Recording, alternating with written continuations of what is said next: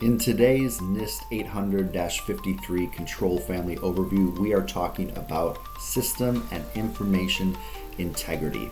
This is about vulnerability, remediation, monitoring, responding to attacks or malicious code, software and hardware integrity, and the safeguards that accompany those things.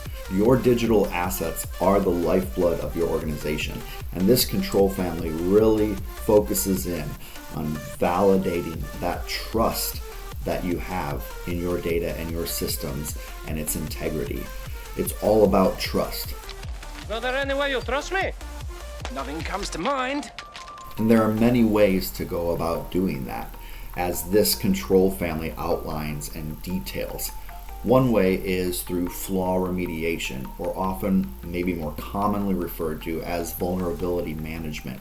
First, you have the identifying, which is the monitoring and detecting of that unauthorized access.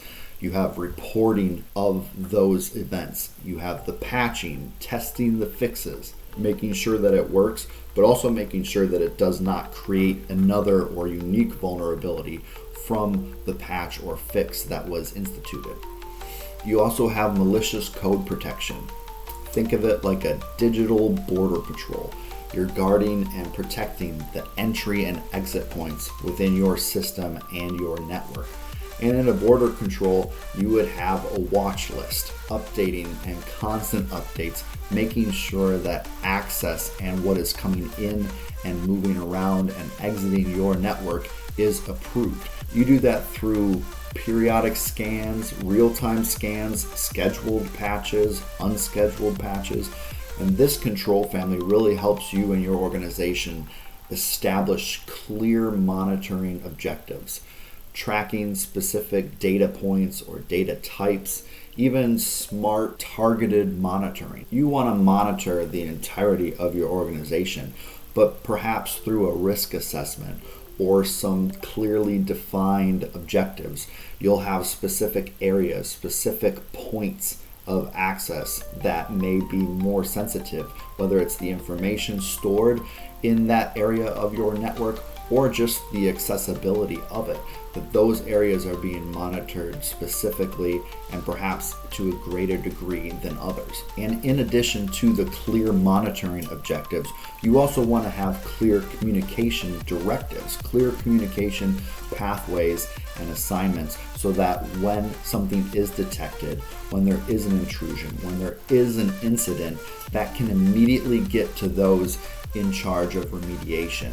There isn't some sort of log jam, that communication flows real quick, almost Vince Vaughn style. Actually, Chelsea's gonna be there any minute. I cannot allow that to happen. I need you guys to come with me. We need to put a stop to this. To make sure that within your system, it's not just being monitored and it's not just being detected, but that there is quick and efficient and immediate response, immediate remediation.